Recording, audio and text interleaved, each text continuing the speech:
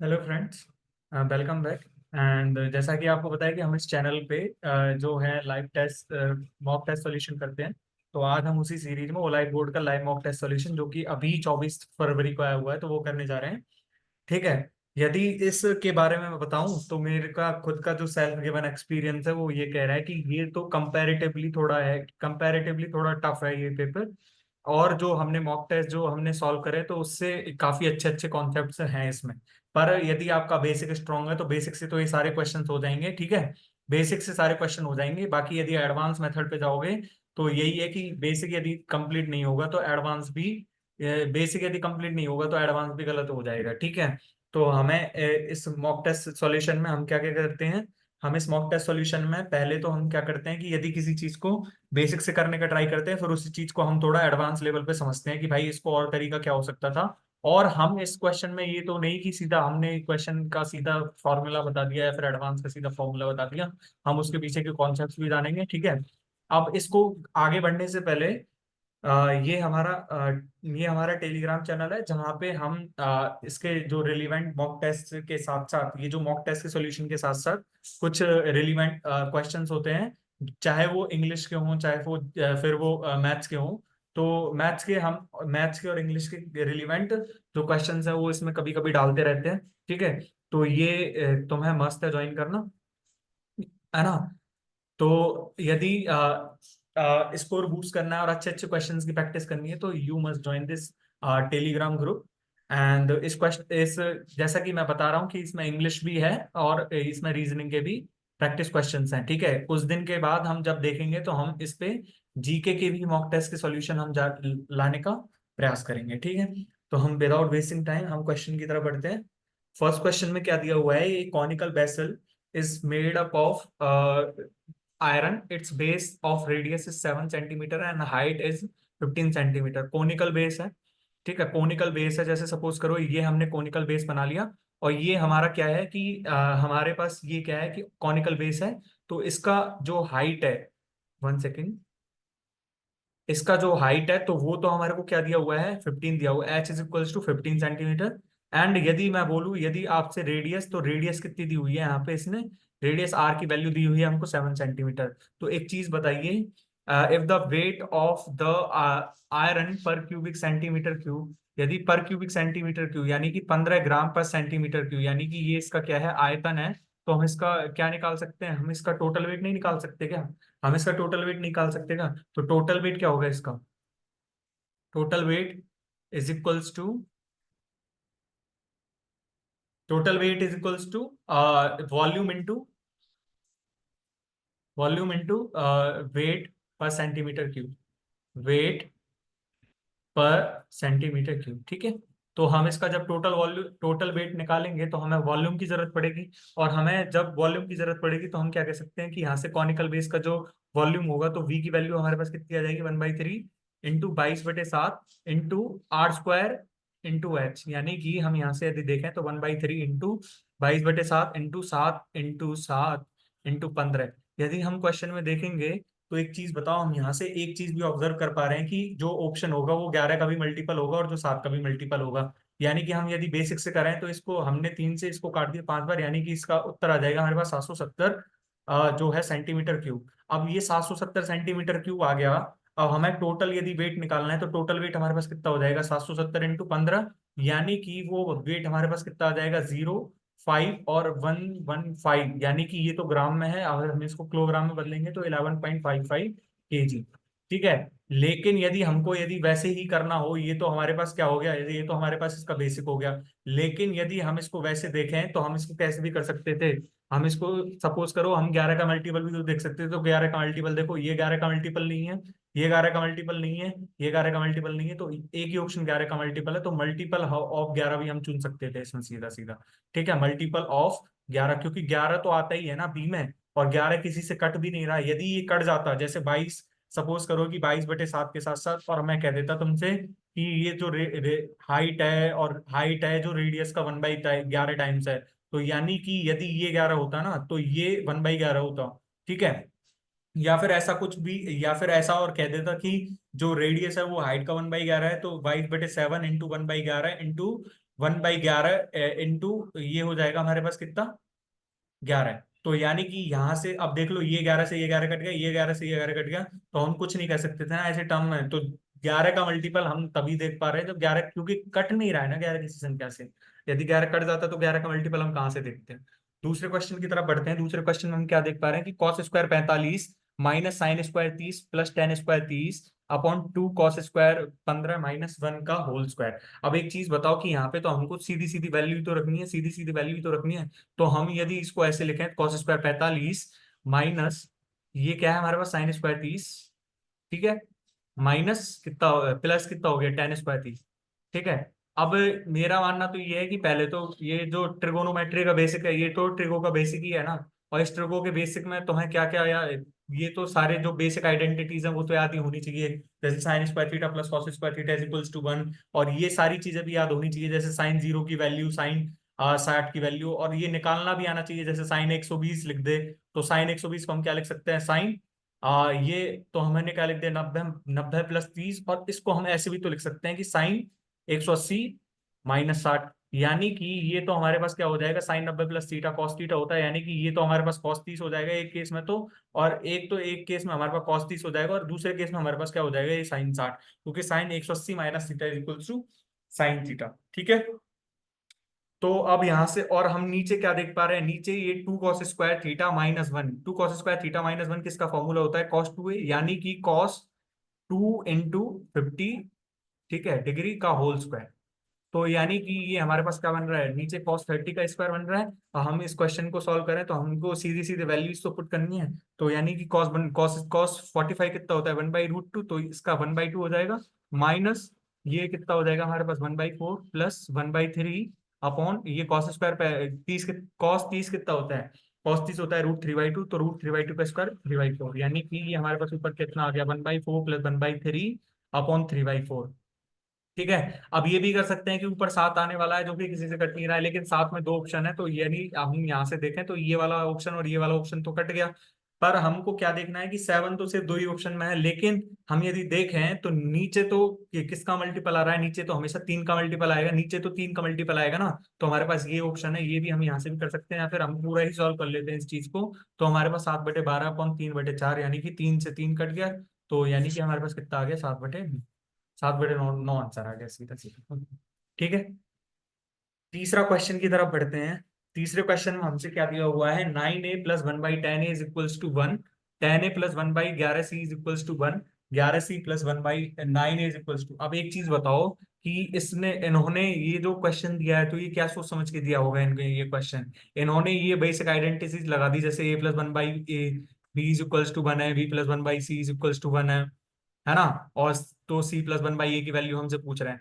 पर यहाँ पे तो तीनों आइडेंटिटीज ही अलग हैं, यहाँ पे तो ये तीनों आइडेंटिटीज ही अलग हैं, यहाँ पे तो ये तीनों आइडेंटिटीज ही अलग है ना, ए वाला भी अलग ही है, बी वाला भी अलग ही है, ठीक है। पर यदि हम ऑप्शंस के हिसाब से जाएं तो ऑप्शन तो सपोज करो इन्होंने वन लगा दिया, लेकिन ये वन आंसर कैसे आया, वन आंसर क्या कह सकते हैं कि ये वन आंसर आएगा क्या। हम यहाँ से ए और सी की वैल्यूज निकाल सकते हैं क्या, चाहे हमारे पास ए और सी की, चाहे हमको निकालने के दो इक्वेशन दे रखे हैं, पर हम यहाँ से ए और सी की वैल्यू निकाल पाएंगे क्या।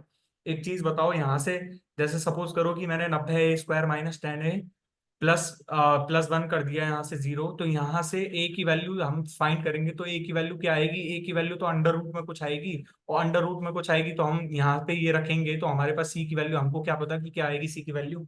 इन्होंने ये क्वेश्चन बनाया तो बनाया किस हिसाब से, ये पहले ये भी तो पता होना चाहिए। कई स्टूडेंट इसका यदि ये पता होगा आइडेंटिटी, तो उन्होंने सीधा सीधा मार्क्स कर दिया 8। लेकिन ये आंसर आया कैसे, ये आंसर आया कैसे, जब इनको यदि करना ही था ये क्वेश्चन, तो ये क्वेश्चन तो हम ऐसे भी बना सकते थे, 9a प्लस इसको हम कुछ भी और बदल सकते थे, ना कि 10a होगा। तो एक चीज बताओ, 9a और 10a की आइडेंटिटी हो गई, ए की आइडेंटिटी हो गई, तो एक चीज बताओ, जैसे मैं इसको सपोज करो कि मैं ये मानने का भी प्रयास करूँ इसको कि ए इज इक्वल्स टू 9a मान लिया मैंने, मतलब x is equals to 9a मान लिया, y इज इक्वल्स टू मैंने मान लिया 10a, और z इज इक्वल्स टू मान लिया मैंने 11c। तो एक चीज बताओ, ये पॉसिबल है क्या? हम तो यहाँ से एक्स और वाई की जब वैल्यूज पुट करेंगे तो हमारे पास ए की वैल्यू अलग आ जाएगी, यहाँ से ए की वैल्यू अलग आ जाएगी। अब यहाँ से तो इसका सीधा सीधा सॉल्यूशन ये है कि हम इसकी वैल्यूज पुट करेंगे तो हमारे पास वैल्यूज, यदि ए की वैल्यू हम 1 ले लें और बी की वैल्यू हम कितने, ए की वैल्यू हम 2 ले लें, बी की वैल्यू यदि हम -1 ले लें और सी की वैल्यू हम 1/2 ले लें, तो हमारे देख लो तीनों उत्तर सेटिस्फाई हो रहे हैं, तीनों उत्तर हम सेटिस्फाई कर सकते हैं। लेकिन एक चीज बताइए, हम यहाँ से जब ए का मतलब यहाँ पे मैंने एक्स लिया है, एक्स की वैल्यू 2 और वाई की वैल्यू -1। 1 सेकेंड। हाँ, यहाँ पे मैंने क्या किया है, एक्स की वैल्यू 2 और वाई की वैल्यू -1। तो एक चीज बताओ, जब यहाँ से हम एक्स की वैल्यू 2 और वाई की वैल्यू -1, तो एक जगह से हमारे पास ए की वैल्यू कितनी आ रही है, एक जगह से हमारे पास वैल्यू आ रही है 2/9 और एक जगह से हमारे पास ए की वैल्यू आ रही है -1/9। इज इट पॉसिबल कि हम ए की दो दो वैल्यू एक ही क्वेश्चन में ले सकते हैं? इज इट पॉसिबल कि हम एक ही वैल्यू दोनों ले लें? तो यानी कि ये क्वेश्चन यदि हम देखें तो वैसे तो ये रॉन्ग क्वेश्चन है, लेकिन हम यदि इसके हिसाब से चलें कि भाई इन्होंने सीधा सीधा लगा दिया और हमें यदि आंसर प्राप्त करना है तो इसमें हमने 1 लगा दिया, लेकिन ये आंसर यदि हम देखें तो रॉन्ग क्वेश्चन। ठीक है, ओके। अब हम आगे की तरफ, क्वेश्चन की तरफ बढ़ते हैं। और आगे क्वेश्चन में क्या कह रहा है कि a sum of 4500 become 7875 after 5 years at the rate of R% simple interest, which of the following is are true. अब एक चीज बताइए, एसआई क्या होता है? एसआई में क्या होता है कि हमारे पास कोई प्रिंसिपल दिया हुआ होगा और प्रिंसिपल पे हम यदि एसआई कैलकुलेट करेंगे, तो एसआई जैसे मान लो 10% पे कैलकुलेट करा, तो जो प्रिंसिपल होगा यहाँ पे जैसे 100% था, तो यहाँ पे जो ये अमाउंट होगा, तो ये कितना होगा हमारे पास, प्रिंसिपल का 110% टाइम, प्रिंसिपल का 110% टाइम। अब 2 साल के लिए यदि हम ऐसा ही कैलकुलेट करेंगे तो 120% हो जाएगा, 3 साल के लिए करेंगे तो 130% हो जाएगा, 3 साल के लिए करेंगे तो। लेकिन हमको ये समझना है कि ऐसा ही होता क्या है। ऐसा ही क्या होता है? ऐसा ही होता है कि एक 100 रुपए पे 1 साल का ब्याज, 100 रुपए पे 1 साल का ब्याज कितना है? तो 100 रुपए पे जब हम 1 साल का ब्याज कैलकुलेट करेंगे तो हमारे पास ऐसा ही आएगा, यानी कि एसआई की वैल्यू हम देखें तो हमारे पास आती है PRT/100। यानी कि एसआई क्या होता है, 100 रुपए पर 1 साल के लिए, 1 साल के लिए 1% ब्याज से जो भी हमारे पास, सॉरी, ऐसा ही क्या होता है कि हमें क्या करना है कि 100 रुपए के प्रिंसिपल पर हमें 1 साल में कितना ब्याज मिल रहा है, तो वही हमें ऐसा ही मिल रहा है ना, वही तो हमें ऐसा ही मिल रहा है। तो यानी कि हम क्या कह रहे हैं, 100 रुपए पे हमें 10 10 का ब्याज मिल रहा है 1 साल में, तो हमको क्या हो गया, ये 10 ही तो ऐसा ही हो गया। यानी कि हम ऐसा ही को क्या बोल रहे हैं कि हमें 100 रुपए के प्रिंसिपल पर 1 साल में जितना ब्याज मिल रहा है उसको हम ऐसा ही बोल रहे हैं। तो यानी कि अब एक चीज बताओ, यहाँ से 4500 बिकम्स 78,075। तो एक चीज बताओ, हमें 3375 का ब्याज मिल रहा है, ऐसा इज इक्वल टू 3375। ये हमें 5 साल में मिल रहा है, 5 ईयर का, 5 ईयर का मिल रहा है। यानी कि एक ईयर में हम निकालेंगे, एक ईयर में, तो एक ईयर का हमें क्या हो जाएगा, 3375 अपॉन में पीछे 3375 अपॉन में 5, यानी कि हमारे पास कितना आ जाएगा, 675। यानी कि ये 1 साल का ब्याज है। 1 ईयर जो हमारे पास ऐसा, जो ऐसा ही है ना सिंपल इंटरेस्ट, वो हमारे पास 675 है। और जब हमारे पास 1 ईयर का ऐसा ही 675 है, तो हम यहाँ से रेट ऑफ परसेंट नहीं निकाल सकते। रेट ऑफ परसेंट निकालने के लिए हमें, जैसे सपोज करो कि हमने 675 को यदि 4500 से डिवाइड कर दिया, तो हमारे पास ये हम देखेंगे कि ये कितना परसेंट है। ये हमारे पास कितना परसेंट है, हमारे पास 15% नहीं आ जाएगा। यानी कि जो हमारे पास यदि आर पे, यदि हम 4500 पे हम यदि 15% लगाएंगे, तो 1 साल का ब्याज हमारे पास कितना आ जाएगा, 675 आ जाएगा, 675 आ जाएगा। ठीक है, हमने 675 अपॉन में 4500 क्यों करा, क्योंकि हम यहाँ से सीधा फॉर्मूला जानते हैं, हमारे पास एसआई की वैल्यू यदि 675 है और हम यदि आर की वैल्यू निकालना चाहते हैं, तो पी की वैल्यू हमारे पास है ही कितनी, पी की वैल्यू हमारे पास 4500 है, तो यानी कि 4500, और हमारे पास टाइम कितना था, 1 था ना, टाइम कितना था, 1 था ना हमारे पास। तो यानी कि हम यहाँ से देखें तो आर की वैल्यू हमारे पास 15% आ गई, यानी कि the numerical value of R - 10 is 5। ये करेक्ट है, क्योंकि आर की वैल्यू जब 15 है तो 15 - 10 इज इक्वल टू 5। दूसरा हम क्या कह रहे हैं कि 20% more than the numerical value. 15 का 20% कितना होता है, 15 का जब हम 20% निकालेंगे तो 15 का 20% होता है 3, और 15 + 3 कितना हो जाएगा, 18। यानी कि both options are true, both options are true, both A and B are true. इसमें यदि नॉट ट्रू, ये वाला, ये जो की पॉइंट है, इसमें यदि हम ये लिख दें कि फॉल्स स्टेटमेंट, तो कई स्टूडेंट ऐसे होते हैं कि भाई इसमें भी बोथ ए एंड बी लगाएंगे, क्योंकि वो क्वेश्चन को यदि पढ़ती नहीं है, मेरे साथ भी ऐसा हो चुका है। ठीक है, मेरे साथ भी ऐसा हो चुका है। लेकिन आपको यदि क्वेश्चन में हाईलाइट करना है तो पहले ये कीवर्ड है इसको हाईलाइट करो और फिर आंसर दो। यदि हम फॉल्स लगाते हैं तो इसमें दोनों ही आंसर हमारे जो है नीदर ए नीदर बी आ जाएगा। ठीक है, अब हम आगे की तरफ बढ़ते हैं और आगे क्वेश्चन में हम क्या देख पा रहे हैं कि a is equals to root 6 - root 5, b is equals to root 5 - root 2 and c is equals to 2 - root 3। अब एक चीज बताओ, यहाँ से a रूट 6 - रूट 5 है, b is equal to root 5 - root 2 और to c is equal to 2 - root 3।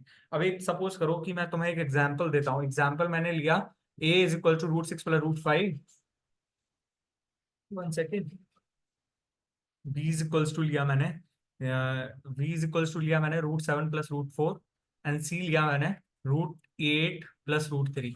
बताओ ए B सी में क्या रिलेशन है। एक चीज बताओ मेरे को यहाँ से कि हम क्या देख पा रहे हैं, हम यहाँ से क्या पैटर्न ऑब्जर्व कर रहे हैं कि यदि हम ए में भी देखें तो रूट 6 + रूट 5 है, बी में ए रूट 7 + रूट 4 है, सी में ए रूट 8 + रूट 3 है। पर हम क्या देख पा रहे हैं कि इनका जो योग है ना वो हमेशा 11 आ रहा है। 6 और 5 11, 7 और 4 11, 8 और 3 11। तो हमें क्या करना है, हम यदि दोनों का स्क्वायर करते, सपोज करो कि हमने ए स्क्वायर करा तो ए स्क्वायर हमारा कितना आ रहा है 11 प्लस ये कितना हो जाएगा हमारे पास 2 रूट 30। बी स्क्वायर कितना आ जाएगा हमारे पास 11 प्लस 2 रूट 28। और सी स्क्वायर हमारे पास कितना आ जाएगा 11 प्लस 2 रूट हमारे पास 24 आ गया। तो हम क्या देख पा रहे हैं, हमारे पास यदि ए स्क्वायर हमने कैलकुलेट करा तो ये 11 11 11 तो आ ही रहा है। लेकिन हम इसमें यदि विभेद करेंगे, यदि हम इसमें डिस्क्रिमिनेशन लगाएंगे कि कौन सा बड़ा है, तो एक चीज बताओ, रूट 30 तो बड़ा होता है ना। रूट 30 तो बड़ा होता है ना रूट 28 से, और रूट 28 किससे बड़ा होता है 24 से, रूट 24 से। तो यानी कि हम क्या देख पा रहे हैं कि यदि हमारे पास ऐसा कोई पैटर्न आ जाए जिसमें जो रूट के नीचे जो लिखे हुए हैं उनका योग यदि इक्वल है, तो हम इनका स्क्वायर करके हम इनका मल्टीप्लीकेशन से जिसका मल्टीप्लाई ज्यादा होगा वो संख्या बड़ी हो जाएगी। तो हम इससे ऐसे पता लगा सकते हैं। तो यानी कि हम क्या देख पा रहे हैं यहाँ से A greater than B greater than C, A greater than B greater than C हमें ऐसे पता चल गया। लेकिन मैं आपको एक और एग्जांपल देता हूं। जैसे सपोज करो कि मैंने एक एग्जांपल लिया A is equals to root 6 sorry root 8 - root 5, है ना। बी इज इक्वल्स टू लिया मैंने कितना, हाँ बी इज इक्वल्स टू ले लिया मैंने कितना, 1 सेकेंड। हाँ बी इज इक्वल्स टू ले लिया मैंने 7 - रूट 4, रूट 4 यानी कि 2। और सी इज इक्वल्स टू मैंने कितना ले लिया बताओ।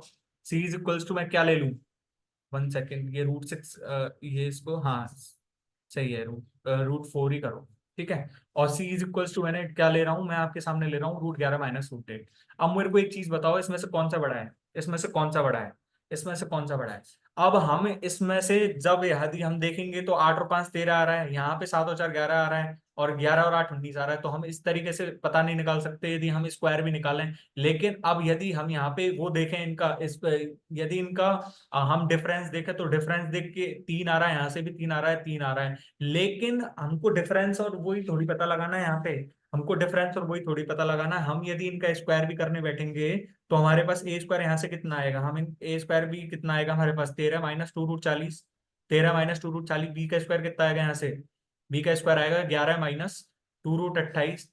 और सी की यहाँ से सी स्क्वायर की वैल्यू कितनी आएगी 11 11 19 - 2 रूट 88। तो एक चीज बताओ, यहाँ से हम डिफरेंशिएट कर पा रहे हैं कि भाई यहाँ 19 है, यहाँ 13 है, यहाँ 11 है। तो यानी कि ये तो बहुत कॉम्प्लिकेटेड क्वेश्चन है कि हमको रूट 40 की इंडिविजुअल वैल्यू, रूट 28 की भी इंडिविजुअल वैल्यू हमें पता होनी चाहिए, और रूट 88 की भी पता होनी चाहिए। तो यानी कि ऐसे पैटर्न में हम किसी चीज को डिसाइड करने के लिए हमको क्या होना चाहिए कि रूट की वैल्यू का पता होना चाहिए। पता होना चाहिए कि नहीं होना चाहिए, पता होना चाहिए। ठीक है। तो यहाँ पे भी हम क्या देख पा रहे हैं, यहाँ पे भी हमारे पास अलग अलग वैल्यूज है ना, यहाँ पे भी हमारे पास अलग अलग वैल्यूज है। देखो यहाँ पे भी अलग अलग वैल्यूज हैं। और हम इनका यदि मल्टीप्लाई भी करके देखें, जैसे ये रूट 4 भी कर दें इसको, तो यहाँ पे 1 है डिफरेंस, चाहे तो 1 ही है चाहे डिफरेंस। पर हम यहाँ पे कोई वो कर पा रहे हैं क्या, बताओ। लेकिन यदि हम यहाँ पे एक चीज देखें कि सपोज करो कि अब कई लोग सोचेंगे कि इनका डिफरेंस यदि 1 है तो ए 1/b इज इक्वल्स टू हमने कर दिया कितना रूट 6 + रूट 5। तो यानी कि 1/a is equals to root 6 + root 5 करोगे तो उनका मल्टीप्लाई करने पे तो 1 ही आएगा ना।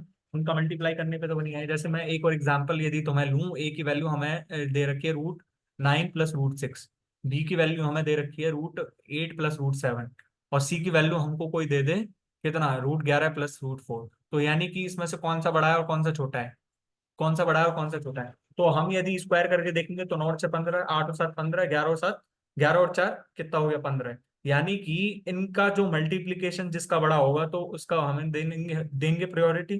तो यानी कि 2√54 हो गया एक, तो एक हमारे पास 2√56 हो गया, एक हमारे पास 2√44 हो गया। तो यानी कि इसमें सबसे छोटा कौन है, सी है। तो यानी कि सबसे बड़ा बी, उसके बाद ए और उसके बाद सी। यानी कि इस केस में हमारे पास ये सिचुएशन आ रही है नहीं आ रही है, इस केस में हमारे पास ये सिचुएशन आ रही है नहीं आ रही है। लेकिन हमें यहाँ पे तो वैल्यूज ही पता रहनी चाहिए, वैल्यूज ही पता रहनी चाहिए, वैल्यूज पता रहेंगी तभी हम क्वेश्चंस को कर पाएंगे। जैसे √6 की वैल्यू होती है, √6 की वैल्यू होती है 1.2448 डॉट डॉट डॉट समथिंग। √5 की वैल्यू होती है 2.23 डॉट डॉट डॉट समथिंग। 2 की तो पता ही है हमको, है ना, और ये √3 की वैल्यू तो हमको पता ही है 1.732। यानी कि अब यदि हम देखें तो √6 आप माइनस √5 करेंगे तो हमारे पास क्या उत्तर आएगा, हमारे पास आएगा 0.21 के आसपास, अप्रोक्सीमेटली 0.21। बी में यदि हम करें तो बी को हमारे पास क्या ऑप्शन आएगा, हमारे पास आएगा 0.268। 1 सेकेंड, हाँ, नो नो नो, 0.23, 0.23 है ना। और तीसरे में हमारे पास क्या आएगा, 0.268। 2 - √3 यानी कि हमारे को क्या करना है, 2 - 1.732, यानी कि हमारे को 0.268 आ गया, 0.268 आ गया। यानी कि हम यहाँ से क्या निष्कर्ष निकाल पा रहे हैं, हम यहाँ से यही तो निष्कर्ष निकाल पा रहे हैं कि ए तो सबसे छोटा है, बी उससे बड़ा है थोड़ा सा, और सी उससे थोड़ा सा बड़ा है। यानी कि कितना ही बड़ा है, पर अपने को तो रिलेशन निकालना था, तो रिलेशन क्या आ जाएगा हमारे पास, A less than B less than C. ठीक है, हम आगे की तरफ बढ़ते हैं क्वेश्चंस पे। आगे क्वेश्चंस में क्या लिखा हुआ है कि Muskan alone can complete the whole work in 48 days. हमें ये की पॉइंट्स पे थोड़ा ध्यान देना है। तो मैंने आपको ये टाइम एंड वर्क में सिर्फ एक ही कॉन्सेप्ट बताया था। टाइम एंड वर्क में यदि हमें टोटल वर्क कैलकुलेट करना हो, टोटल वर्क क्या होता है, 1 सेकेंड, टोटल वर्क हमें क्या दिया हुआ है, टोटल वर्क हमको क्या होता है, number of days into efficiency. जब ये number of days into efficiency है तो हमें यही वाला कॉन्सेप्ट यूज करना है। एक चीज बताओ, देखो, Muskan alone can do the work in 48 days while Rama and Seema together can do 50%। यानी कि जब ये 50% वर्क 1/2 को यदि 20 दिन में कर रहे हैं तो ये पूरे काम को तो 40 डेज में कर देंगे ना। 100% को तो ये कितने दिन में कर देंगे, 40 दिन में कर देंगे, 40 दिन में कर देंगे। अब एक चीज बताओ, जब ये 40 दिन में कर रहे हैं, if the respective ratio of efficiencies of Rama and Muskan, Rama and Muskan की जो है वो 3:8 है। अब एक चीज बताओ, यहाँ पे हमको मुस्कान दिया हुआ है, मुस्कान, यहाँ पे हमको रमा दिया है और प्लस सीमा दिया है। तो जब मैं एक बात पूछता हूं, जैसे इनकी एफिशिएंसी यदि हम लिखें तो मुस्कान की एफिशिएंसी हमको 8 दी हुई है, 8 दी हुई है, लेकिन ये डेज कितना ले रहा है, डेज तो ये 48 ही ले रहा है ना, है ना। पर हमें सीमा की एफिशिएंसी नहीं पता है, हमें सीमा की एफिशिएंसी नहीं पता है। जैसे हमें सीमा की एफिशिएंसी का पता चल जाएगा तो हम क्वेश्चंस को आसानी से कर देंगे। हमको तो यही तो निकालना है कि Seema can complete the whole work, Seema can complete the whole work. तो हमारे पास सिर्फ रमा की एफिशिएंसी है, हमको एफिशिएंसी ऑफ इसकी निकालनी, पहले तो एफिशिएंसी फाइंड करनी है इसकी। तो हम इसकी एफिशिएंसी कैसे फाइंड करेंगे। अब एक चीज बताओ मेरे को कि ये जब हमारे पास रमा एंड मुस्कान की एफिशिएंसीज का रेशियो दिया हुआ है, तो सपोज करो, मान लो हमने मुस्कान की एफिशिएंसी 8 मान ली है, इनका रेशियो मान लो, चाहे इनको परफेक्ट वो मान लो, जैसे 3:8 रेशियो, जैसे कुछ भी आएगी एफिशिएंसी तो वो भी रेशियो ही तो होगा सीमा का। तो हम सपोज करो कि हम मुस्कान की एफिशिएंसी ही हमने 8 मान ली है, 8 मानेंगे। तो एक चीज बताओ, हमारे पास टोटल वर्क जो होगा, टोटल वर्क कितना हो जाएगा हमारे पास, टोटल वर्क तो हमारे पास 48 × 8 ही होगा ना। टोटल वर्क तो हमारे पास 48 × 8 ही होगा ना। तो 48 × 8 कितना होता है, 384। यानी कि ये 384 वर्क है टोटल, जो कि 8 एफिशिएंसी से उन्होंने 48 डेज में कर दिया मुस्कान ने तो।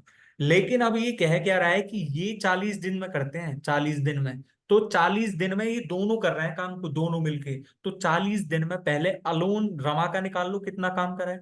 रमा ने 40 दिन में, रमा 40 डेज वर्क, उसने 3 एफिशिएंसी के साथ करा है। तो यानी कि उसने कितना काम करा है, 40 × 3 = 120 काम करा है उसने, 120 काम करा है उसने, 120 काम करा है उसने, बाकी का काम सीमा ने करा है 40 दिन में। तो सीमा 40 डेज वर्क कितना हो गया, सीमा 40 डेज वर्क, सीमा 40 डेज वर्क कितना होगा, सीमा 40 डेज वर्क कितना हो जाएगा। हम 384 में से 120 को माइनस कर देंगे तो हमारे पास 264 आ गया, 264। और जब ये 264 आ गया तो हम सीमा की एफिशिएंसी नहीं निकाल सकते, इसने 40 दिन में कराया इसने, तो ये तो हम यदि एफिशिएंसी निकालेंगे तो 264/44, यानी कि हमारे पास जो इसकी एफिशिएंसी वो 6.6 आ जाएगी ना, हमारे पास जो इसकी एफिशिएंसी है वो 6.6 आ जाएगी ना, 6.6। अब ये जब हमारे पास 6.6 आ गई तो एक चीज बताओ, अब हमारे पास टोटल वर्क भी है और हमारे पास सीमा की एफिशिएंसी भी है, तो हमारे पास इसका ऑप्शन में इसका आंसर क्या आ जाएगा हमारे पास, 384/6.6, यानी कि 384 इंटू 10/66। इसको 6 से सिंप्लीफाई कर दो, इसको 11 से सिंप्लीफाई, सॉरी 11 से क्यों, 6 से सिंप्लीफाई करो इसको, तो 6 से सिंप्लीफाई करेंगे तो हमारे पास क्या उत्तर आ जाएगा, 640/11, 640/11 करके देख लेना। ठीक है, 640/11। तो हमने क्या देखा कि टाइम एंड वर्क में तो सिर्फ एक ही कॉन्सेप्ट है जो कि इधर उधर फिराता रहता है, टोटल वर्क हमें दिया हुआ है, और यदि किसी एक की एफिशिएंसी भी हमें दी हुई है तो उस एफिशिएंसी से उसने उतने दिनों में कितना काम करा होगा, और शेष जो जो पर्सन है उसने उतने ही दिनों में कितना काम करा होगा, तो उससे उसकी एफिशिएंसी आ जाएगी, फिर अपन उसका लोन निकाल सकते हैं। ठीक है, तो ये मैंने पूरा सॉल्यूशन करा दिया है इसमें।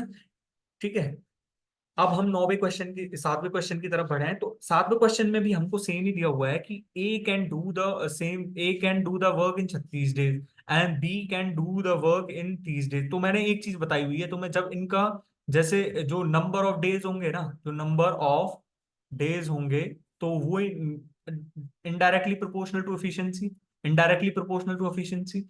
अब जब इनडायरेक्टली प्रोपोर्शनल टू एफिशिएंसी है तो इनकी एफिशिएंसीज का रेशियो क्या होगा, इनकी एफिशिएंसी जस्ट उल्टी तो हो जाएगी, इसकी एफिशिएंसी 5 और इसकी एफिशिएंसी 6, यानी कि हम टोटल वर्क यदि हम देखें 180 आ गया हमारे पास, टोटल वर्क हमारे पास 180 आ गया। और 180 हम ढंग से देखें ना तो हमारे पास क्या है, 180 तो 36 और 30 का एलसीएम है, तो यानी कि हम इन दोनों के एलसीएम को ही हम यदि टोटल वर्क मान लें और इस टोटल वर्क को हम इनके डेज से भाग देंगे तो हमारे पास इनकी इफिशियंसीज का रेशियो आ जाएगा, इफिशियंसीज का रेशियो आ जाएगा। ये बेसिक है, यदि इससे ज्यादा यदि तुम सीख जाओ अच्छे से तो फिर हम सीधा वर्क निकालेंगे, उससे उनकी एफिशिएंसी कैलकुलेट करेंगे। ठीक है, तो हमारे पास जब 5 और 6 आ गया, A start the work alone and after 3 days B joins the work. अब ए ने 3 डेज वर्क में कितना करा होगा, ए 3 डेज वर्क,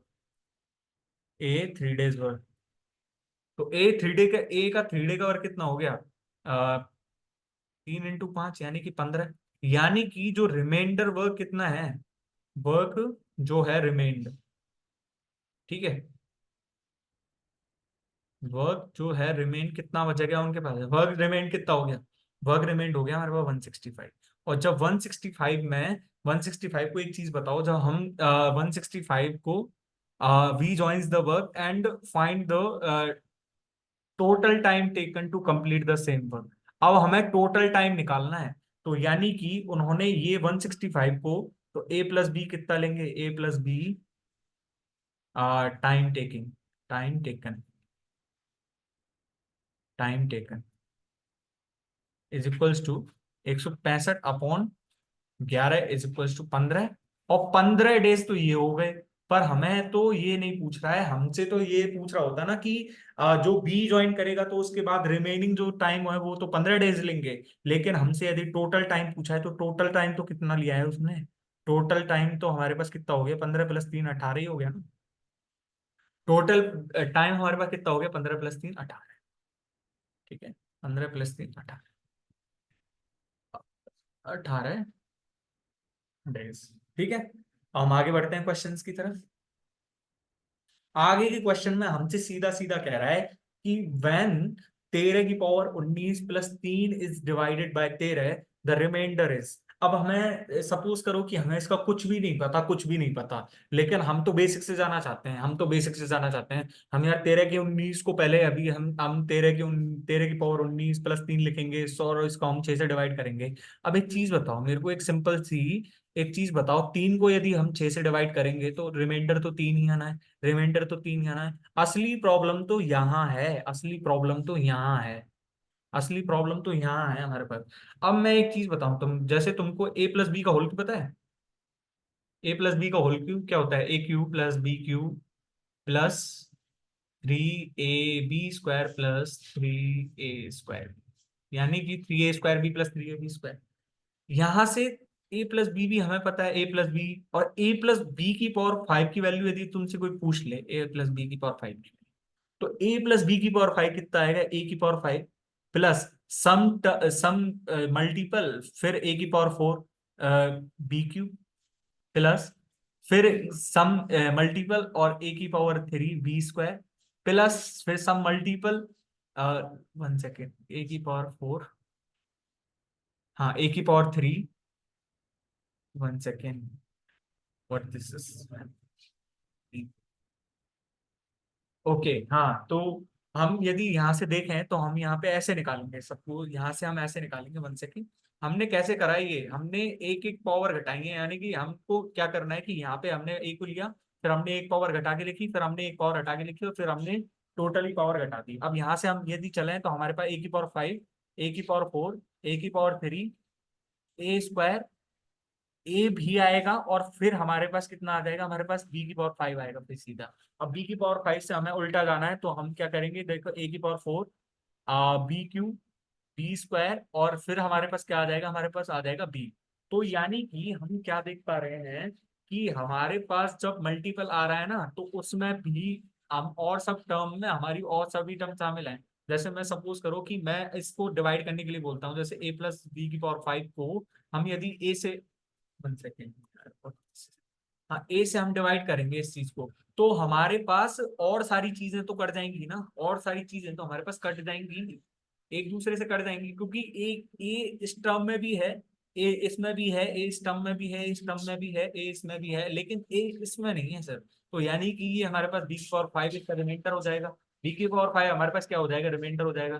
जैसे सपोज करो कि मैं तुमसे ए प्लस बी की पावर 7 पूछता हूँ, सीधा सीधा ए प्लस बी की पावर 7, तो ए प्लस बी की पावर 7 का भी फॉर्मूला कुछ ऐसा ही बना लेंगे, ए की power 7 plus some some constant A की power 6 plus some constant A की पावर 5। भाई बहुत बड़ा है, तो मैं सिर्फ ऐसे ही तो होगा ना, खुला तो ऐसे ही होगा ना वो, प्लस सम कांस्टेंट ए की power 4 plus some constant A की power 3 plus some constant a² plus some constant A plus some constant B की पावर 7। अब यहाँ से भी इसने ऐसे लिया होगा, बी की पावर 6, बी की पावर 5, बी की पावर 4, बी की पावर 3, बी की पावर 2, बी की पावर बी की पावर, हाँ बी की पावर 1 ही होएगा, तो बी हो जाएगा। अब एक चीज बताओ कि मैं इसको यदि बी से डिवाइड करने के लिए बोलूं, तो बी से डिवाइड करेंगे तो बी इस टर्म में भी है, इस टर्म से भी डिवाइड हो जाएगा, इससे भी हो जाएगा, इससे भी हो जाएगा, इससे इससे इससे और इससे भी हो जाएगा, लेकिन इससे नहीं होगा। तो इसमें जो ये रिमाइंडर है, यही तो रिमाइंडर है ना, यही तो इसमें रिमाइंडर है ना। तो यानी कि मैं तुमसे यही तो कहना चाह रहा हूँ यहाँ पे कि हम जैसे कुछ भी लिखा है, ये 13+1,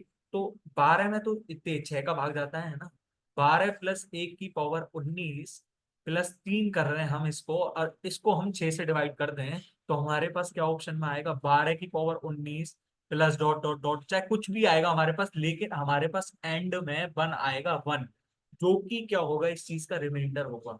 ये हमारे पास रिमाइंडर है यहाँ पे, रिमाइंडर, और ये रिमाइंडर के साथ साथ हमारे को 3 और ऐड करना, तो हमारे पास टोटल जो रिमाइंडर है ना, वो हमारे पास कितना आ जाएगा? 4। टोटल रिमाइंडर हमारे पास 4 है। ठीक है, आगे ये इसका बेसिक है पूरा, है ना। यहाँ से ऐसी ऐसी चीजें होती हैं।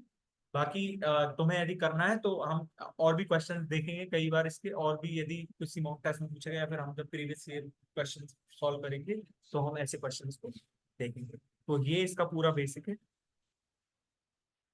ठीक है, अब हम आगे बढ़े।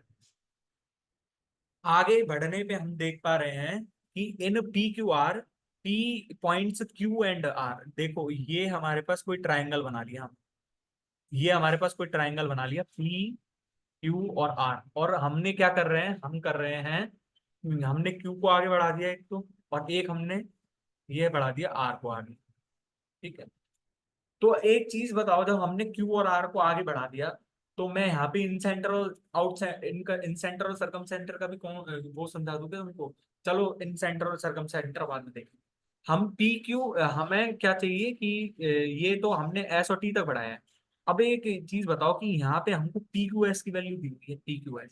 तो पी क्यू एस हमको कितना दिया हुआ है, P Q S is equal to 101 degree, और ये हमारे पास दिया हुआ है 107। और हमें स्मॉलेस्ट एंगल फाइंड करना है, स्मॉलेस्ट एंगल।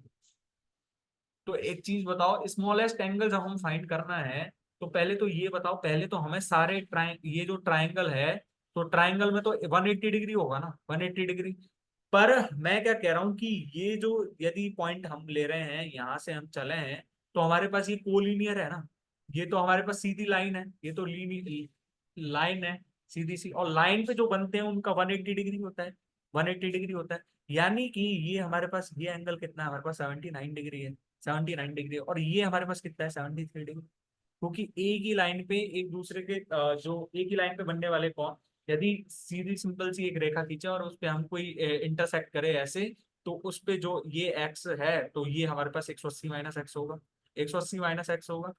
तो यानी कि जब ये हमारे पास 107 है, तो हमारे पास ये 73, और ये जो 79 और ये 73, तो हमारे पास इसको यदि हम देखेंगे तो 180 माइनस 152, 152 कहाँ से आया, ये 79 और 69 का, 79 और 73 का, तो यानी कि हमारे पास 28 डिग्री, सीधा सीधा 28 डिग्री। ठीक है। अब यहाँ पे एक बार इन सेंटर कॉन्सेप्ट समझ लेते हैं, देखिए इन सेंटर,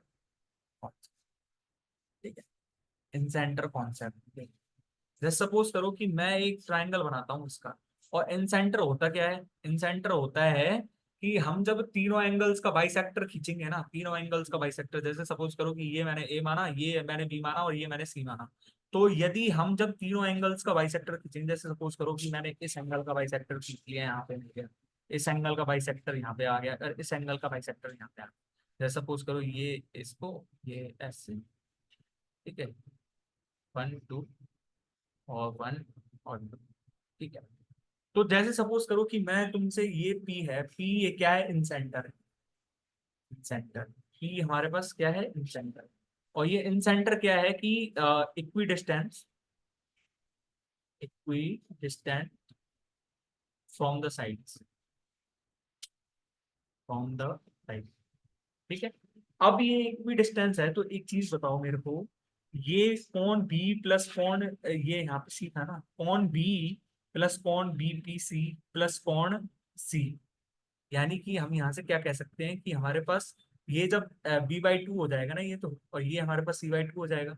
तो यानी कि हम क्या कह सकते हैं कि यहाँ से कौन b/2 प्लस कौन c/2 प्लस कौन B P C is equals to 180 degree. कि एंगल जो होते हैं ट्राइंगल में, उनका योग कितना होता है, उनका योग 180 डिग्री होता है। पर हमारे पास तो एक और चीज गिवन है, कौन ए प्लस कौन बी प्लस कौन सी इज इक्वल्स टू 180 डिग्री। हम दो से डिवाइड करें इस चीज को, तो हमारे पास क्या आ जाएगा, कॉन b/2 प्लस कॉन c/2 प्लस कॉन a/2 इज इक्वल्स टू 90। यानी कि हम b प्लस c की जगह हम 90 माइनस a/2 भी तो लिख सकते हैं, 90 माइनस a/2 भी तो लिख सकते हैं। तो यानी कि हमारे पास यहाँ से कौन bpc की वैल्यू हमारे पास किया जाएगी, बीपीसी की वैल्यू हमारे पास किया जाएगी यहाँ से 90 माइनस 90 प्लस a। और हम यहाँ से यदि एपीसी की वैल्यू निकालें, एपीसी की, तो हमारे पास एपीसी की वैल्यू हमारे पास कितनी आ जाएगी, 90 प्लस, हमने एपीसी की वैल्यू ली है, यानी कि हमने ए का बाइसेक्टर लिया है और सी का बाइसेक्टर लिया है, यानी कि 90 प्लस b/2। और यहाँ से यदि हमको कौन ए पी बी की वैल्यू पता चल जाए, ए पी बी क्या है, यानी कि हमने ए का बाइसेक्टर लिया और बी का बाइसेक्टर लिया है, तो 90 माइनस प्लस। हम आउट सेंटर का कॉन्सेप्ट अगली क्लास में देखेंगे या फिर कभी और देखेंगे। तो ये तो इन सेंटर का कॉन्सेप्ट हो गया। ये इन सेंटर अक्यूट एंगल में बनाएंगे, तो अक्यूट एंगल में अंदर होगा, समकोण त्रिभुज में ये कोण के जो हाइपोटेनस पे होगा, और ये अंदर यदि बाहर है तो वो अक्यूट एंगल। ठीक है, अब हम आगे की तरफ बढ़ते हैं। आगे क्वेश्चन में, हाँ देखो डीआई का कॉन्सेप्ट आ गया। देखो डीआई का है गया, डीआई का, और डीआई का मैंने बताया था, तो ये हम कैसे शेड्यूल से बना दी कोई सारणी से, ठीक है, शेड्यूल शेड्यूल से बना दिया है। अब एक चीज बताओ कि इसमें क्या कह रहा है, the total numbers of cars. इसमें पहले तो ये क्वेश्चन पढ़ लो, the given table represents the sale in in thousands of car, यानी कि ये 45 नहीं है, 45 हजार है, ये भी 52 नहीं, 52 हजार है, ठीक है। तो यानी कि of cars by companies A B C and D, यदि तुम्हारी कैलकुलेशन अच्छी है तो तुम्हारा क्वेश्चन जल्दी हो जाएगा। लेकिन यदि तुम्हारे बेसिक्स स्ट्रांग है ना, तो जैसे रेशियो एंड प्रोपोर्शन और परसेंटेज वगैरह, तो तुम्हें ये डीआई तो कुछ नहीं लगना है। डीआई के क्वेश्चंस तो बहुत इजी आते हैं, डीआई के क्वेश्चन बहुत इजी आते हैं। ठीक है। Of card by four companies A B C and D in 6 years, study the table and following the answer the following. ठीक है। The total number of car sold by company C in 2018, 2018 में सी तो ये रहा, और 2018 में ये है, यानी कि उसने सी ने तो 76 कार बेची, 76 कार बेची। तो exceeds the average number of cars sold by company A during 2014 to 2018, यानी कि 2014 से 2018 में। अब एक चीज बताओ कि ये कहना चाह रहा है कि कंपनी सी ने जो 2018 में कार प्रोड्यूस करी है ना, वो कितना ज्यादा है 2014 से 2018 में जो ए ने प्रोड्यूस करी है उनके एवरेज का। तो यानी कि ए ने 2014 से 2018 में जो कितनी कारें प्रोड्यूस करी हैं, हम कहाँ यहाँ से निकाल सकते हैं ना। ए से 50 और 60 कितना हो गया, 110, 110 और 70, 180, और 180 और 10 कितना हो गया, 290, 290। और ये 5 और 5 10, यानी कि हमारे पास ये टोटल कार तो हमारे पास 300 है। यानी कि average production of A in 2014 to 2018। ठीक है। तो यानी कि हम यहाँ से यदि देखें तो हमारे पास कितना आ रहा है, हमारे पास आ रहा है 300/5, यानी कि हमारे पास 60 आ रहा है, 60।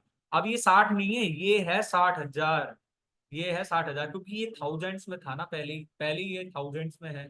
तो जब ये थाउजेंड्स में है तो हम यहाँ से एक चीज अब तो सीख गए ना, कि हमको तो डिफरेंस निकालना है। तो डिफरेंस हमारे पास कितना आ जाएगा, difference is equal to 76 - 60 is equal to 16। भाई इसको हम यदि क्वेश्चन को करने बैठे, यदि हमको यदि कैलकुलेशन ट्रिक्स अच्छी है तो 15 से 16 सेकंड्स में, 15 से 16 सेकंड्स में, यानी कि 15 से 16 सेकंड मैक्स लगेगी। लेकिन समझाने में इतना टाइम लग गया ना, समझाने के लिए तो टाइम चाहिए थोड़ा। तो ये हमारे पास सीधा सीधा आंसर कितना आ गया, हमारे पास 16,000 आ गया।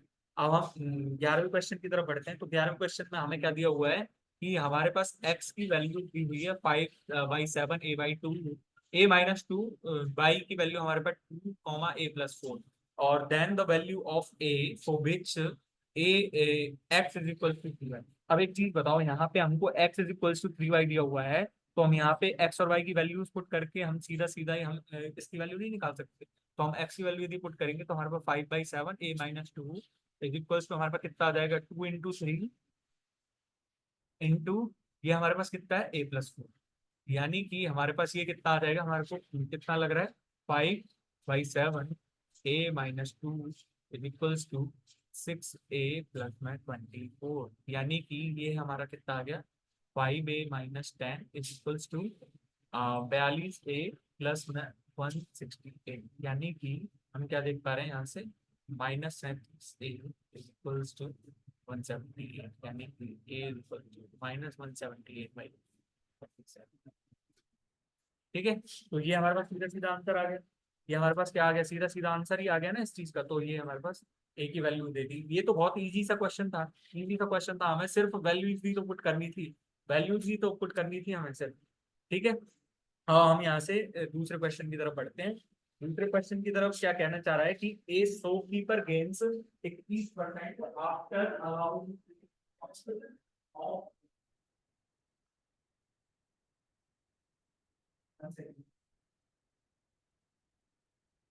A shopkeeper gains 21% after allowing a discount of 12% on the market price of an article. Find his profit percent if the article is sold at market price. अब एक चीज बताओ कि हमको क्या कह रहा है कि ए शॉपकीपर गेन्स 21%, यानी कि उसका जो प्रॉफिट है ना, जो प्रॉफिट है वो 21% है। ठीक है। और ये हमारे पास जो डिस्काउंट है, डिस्काउंट कितना है उसका, डिस्काउंट 12% का मिल रहा है उसको, यानी कि फिर भी उसको प्रॉफिट हो रहा है। तो एक चीज बताओ, हमने सीधी सीधी सी कॉन्सेप्ट नहीं पढ़ी क्या, MP/CP क्या होती है, MP/CP is equals to 100 + P/100 - D, यानी कि हम यदि 100 पे प्रॉफिट का परसेंट हमारे पास कितना दे रखा है, 21 दे रखा है, तो 121/88, यानी कि यदि कॉस्ट प्राइस 88 है तो मार्केट प्राइस हमारा कितना है, मार्केट प्राइस हमारा कितना है, मार्केट प्राइस है हमारा 121। मार्केट प्राइस कितना है हमारा 121। ठीक है। अब एक चीज बताओ, यहाँ से ये चीजें आई कैसे, ये वाला कॉन्सेप्ट कैसा है, हमको ये भी तो सीखना है ना, हमको ये भी तो सीखना है। हमको ये कैसे सीखना, आप ये सीखेंगे हम, देखो जैसे सपोज करो कि ये तो कोई डिस्काउंट मिल रहा है, जैसे एक चीज बताओ, एसपी हमें देखते हैं। तो एसपी क्या होता है, एसपी क्या होता है, एसपी होता है कि एसपी होता है CP plus profit, CP plus profit. ठीक है, सीपी प्लस प्रॉफिट। लेकिन हम यदि एसपी को हम निकालना चाहें, तो एसपी को हम ये भी तो लिख सकते हैं MP minus discount, MP minus discount. यहाँ पे भाई तुम्हें एसपी सीपी और एमपी पता चल रहा है। एसपी है हो गया सेलिंग प्राइस, सेलिंग कॉस्ट, और ये हो गया हमारे पास मार्क, मार्क। ठीक है, जब हमारे पास तीनों चीजें हैं ये, तो हम क्या कह सकते हैं कि भाई ये तो सी जो एसपी है ना, जैसे सपोज करो कि ये हम जो प्रॉफिट लगाएंगे, यदि प्रॉफिट को हम P% मान लें, तो हमारा जो कॉस्ट प्राइस है वो सी का, जो हमारा जो सीपी होगा वो हमारा 100 + P% हो जाएगा, 100 + P%।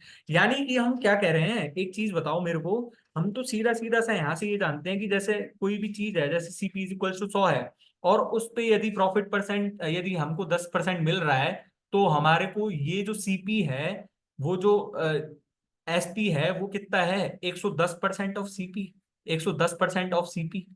यानी कि जो सीपी है वो कितना बन गया, वो जो सीपी हमारा कितना बना, हमारा तो सीपी जो बना वो हमारा 100 + P% ही तो बना, 100 + P% ही तो बना, 100 + P। अब यहाँ से सीपी तो आ गया हमारे पास ये, लेकिन हम यहाँ से एक चीज और तो देख पा तो रहे हैं यहाँ से, हम यहाँ से एसपी की एक और वैल्यू भी तो लिख रहे हैं यहाँ से। यदि एमपी पे डिस्काउंट दे रहे हैं, तो एमपी 100 - डी बन रहा है, एमपी 100 - डी। जैसे सपोज करो कि मैं एक और स्लाइड ले रहा हूँ यहाँ पे ऐड करने के लिए। देखो कॉन्सेप्ट मैंने बता दिया है, कॉन्सेप्ट मैंने बता दिया है, एसपी को हम क्या लिख रहे हैं, 100 एमपी 100 - डी%। तो 100 - डी कैसे लिख रहे हैं, जैसे सपोज करो कि पहले एमपी था 500 रुपया, 500, और हमने डिस्काउंट दे रहे हैं इस पे, डिस्काउंट हम कितने का दे रहे हैं, हम 10% का डिस्काउंट दे रहे हैं। तो 10% का डिस्काउंट दे रहे हैं, यानी कि हम 50 का डिस्काउंट दे रहे हैं, 50 के डिस्काउंट के बाद वो 450 हो रही है, यानी कि ये 500 - 50 हो रही है, 500 - 50, ये क्या है हमारे पास, डिस्काउंट है। तो डिस्काउंट परसेंटेज कितना था, डिस्काउंट परसेंटेज थी तो घटी, discount percentage is equal to 100। यानी कि हम क्या देख पा रहे हैं कि यहां से हमारे पास एसपी की वैल्यू हमारे पास 100 - डी है, और एक एसपी हमारे पास यदि सीपी अपॉन 100 + डी है, 100 + P% है, तो दोनों की यदि हम कंपैरिजन करें या फिर दोनों को हम डिवाइड ही कर दें एक दूसरे से, एक दूसरे से डिवाइड कर दिया ऐसे हमने, तो हमारे पास सीधी सीधी वैल्यू आ गई कि CP upon MP is equals to 100 - डी% अपॉन 100 + P। आया या नहीं आया कॉन्सेप्ट, आया या नहीं आया कॉन्सेप्ट। यानी कि अब यहां से हमसे यदि सीधा भी पूछ ले कि हमने मार्क्ड प्राइस पे इतना, मार्क्ड प्राइस पे हमने डिस्काउंट दिया है 12% का, यानी कि सीपी और एमपी की वैल्यू हमें सीधी सीधी दी हुई है यहाँ से 88/121। यानी कि अब ये हमसे पूछ रहा है यदि no discount is given, no discount is given, तो वो कितने पे बेच रहा है, कितने पे बेच रहा है। यानी कि जब नो डिस्काउंट होगा, नो डिस्काउंट, तो एसपी एसपी जो होगी उसकी 121 होगी, और प्रॉफ सीपी इसके पास कितनी है, सीपी कितना हो गया 88, यानी कि उसका जो प्रॉफिट परसेंटेज है वो 33/80 तो होगा, 33/80 प्रॉफिट परसेंटेज, प्रॉफिट। तो यानी कि 33/88 को हम क्या लिख सकते हैं, 3/8। 1/8 की वैल्यू हमें पता है कि 1/8 की वैल्यू 12.5, तो 3/8 की वैल्यू 12.5। आया या नहीं आया, आया या नहीं आया। अब हम कौन से क्वेश्चन की तरफ बढ़ रहे हैं, 13वें क्वेश्चन की तरफ। ठीक है, 13वें क्वेश्चन की तरफ बढ़ने से पहले हमको एक चीज बताओ, इफ 66 + कॉसेक 23 बराबर 2 sin 67, ये मैं क्वेश्चन लिख लेता हूँ, sine 66 degree plus by cosec 23 degree is equal to 2 sin 67। ठीक है, तो यानी कि हम क्या कह रहे हैं यहाँ से, हमको कोई सॉल्यूशन समझ में आ रहा है भाई, मेरे को तो कोई सॉल्यूशन दिख नहीं रहा, फर्स्ट नजर में यदि मैं देखूं तो मेरे पास कोई सॉल्यूशन नहीं दिख रहा। पर मेरे को एक सॉल्यूशन दिख रहा है, यदि ये पूरा साइन में है ना, तो हम इसको साइन में ही चेंज कर लेते हैं। हम इसको पूरा साइन भी चेंज कर लेते हैं एक बार। तो हम यदि साइन 66 + 22 है ये, है ना, और साइन 66 + 22 कितना होता है, साइन 66 + 22 और 1 में साइन 23। भाई cosec sine theta into cosec theta is equal to 1 ना। तो यानी कि कॉसेक 23 को हम क्या लिख सकते हैं, 1/sin23। तो यानी कि हमारे पास कितना आ गया, 2sin66।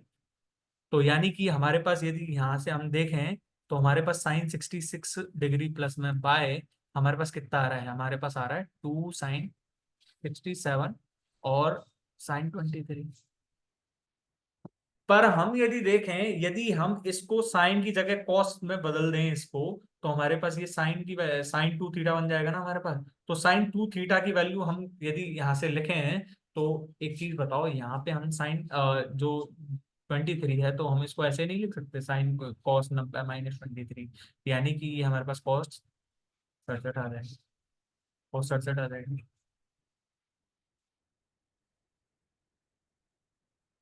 ठीक है ना। ये जब कॉस 67 आ गया, तो हमारे पास 2sin 67 cos 67 कितना हो गया हमारे पास, साइन 134 और साइन 134 की ही वैल्यू हमारे पास कितनी दी हुई है, sin 66 डिग्री प्लस में बाय।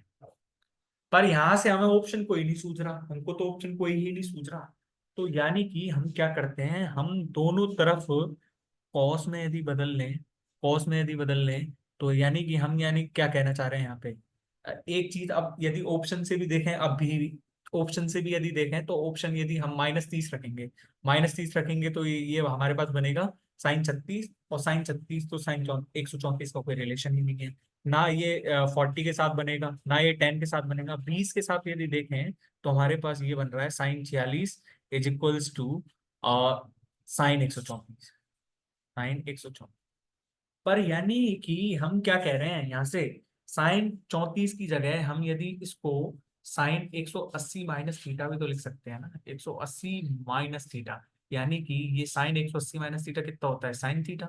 तो यानी कि sin 134 ही तो है ये भी तो sin 134 ही है, ये भी तो sin 134 ही है। पर यदि हम इसको, हमें इसकी वैल्यू ही कैलकुलेट करनी है, हमें इसकी वैल्यू ही कैलकुलेट करनी है, तो एक चीज बताओ, यहाँ से हम sin 134 की जगह यदि हमको ऑप्शंस के हिसाब से चलना पड़े, तो हम sin 134 की जगह हम क्या पुट करेंगे, sin 134 की जगह हम सीधा सीधा पुट नहीं करेंगे, sin 180 - 46। तो यानी कि ये हमारे पास कितना हो जाएगा, sin 46, और sin 46 की वैल्यू sin 46 हो जाएगी। तो हमारे पास ये कितना आ जाएगा, हमारे पास माइनस। भाई firstly take option by options, okay. And ये तो बेसिक हो ही गया इस चीज का, बेसिक। ठीक है। अब हम आगे की तरफ बढ़ते हैं, आगे की तरफ बढ़ रहे हैं हम। और आगे की तरफ कौन से क्वेश्चन पे, हम 15वें क्वेश्चन की तरफ चलते हैं। 15वें क्वेश्चन में हम 14वें क्वेश्चन में हमसे क्या कह रहा है, in a quadrilateral P Q R S R M is equal, देखो पी क्यू आर एस बनाओ तो सही पहले। पी क्यू आर एस हमने बना दिया, पी क्यू आर एस। अब यदि हमने पी क्यू आर एस बना दिया, तो एक चीज बताओ, पी क्यू आर एस, ठीक है। पी क्यू आर एस हम, सॉरी 1 सेकेंड। हाँ, तो हम क्या पढ़ रहे थे कि हमें क्या दिया हुआ है, quadrilateral P Q R S दिया हुआ है, ठीक है। और हमें दिया हुआ है कि क्यू एस की वैल्यू हमें क्या दी हुई है, क्यू एस की वैल्यू हमें 6 सेंटीमीटर दी हुई है ना। और ये हमें दिया हुआ है कि आर से एम कोई परपेंडिकुलर डाला गया है एस एस क्यू पे। तो यानी कि ये एम हो गया, और यानी कि ये यहाँ से हम यहाँ डालेंगे, तो ये हमारा पी एन हो गया। ये पी एन की वैल्यू हमारे को कितनी दी हुई है, 1 सेकेंड। ये पी एन की वैल्यू हमारे को दी हुई है, पी एन की वैल्यू हमारे को दी हुई है 2 सेंटीमीटर, एंड इसकी वैल्यू हमारे पास दी हुई है 3 सेंटीमीटर। तो एक चीज बताओ मेरे को, जब इसको क्वाड्रिलेटरल का एरिया निकालेंगे, तो area of P Q R S, P Q R S ही है ना। तो area of P Q R S कितना होगा, एरिया ऑफ ट्रायंगल किसका, ये क्यू आर एस का, प्लस एरिया ऑफ ट्रायंगल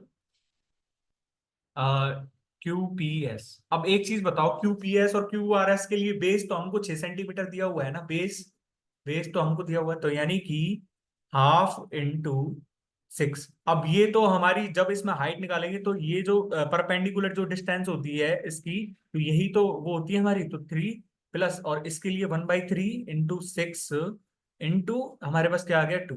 यानी कि ये हमारे पास टोटली कितना आ जाएगा, हमारे पास 9 + 6 is equals to 15 centimetre square is the value of this quadrilaterals area. ठीक है, तो हमारा ये हो गया।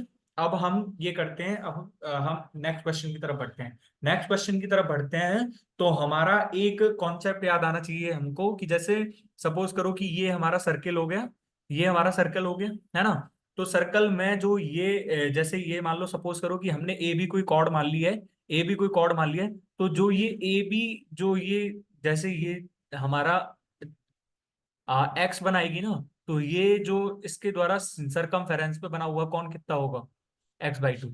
तो यानी कि किसी जो आर्क है, ये जो आर्क है ये वाली, तो हमारे पास, तो ये जो आर्क द्वारा केंद्र पर जो बना हुआ कौन होगा, वो जो परिधि पर अंतरित कोण का दुगुना होता है। यानी कि the angle subtended bye A arc on the circumference of the circle is the half of the angle subtended by the same arc at the center of the circle। ठीक है, तो यानी कि ये x हो गया, तो ये x/2 है, यानी कि ये x है, तो हमारे पास ये 2x आ जाएगा।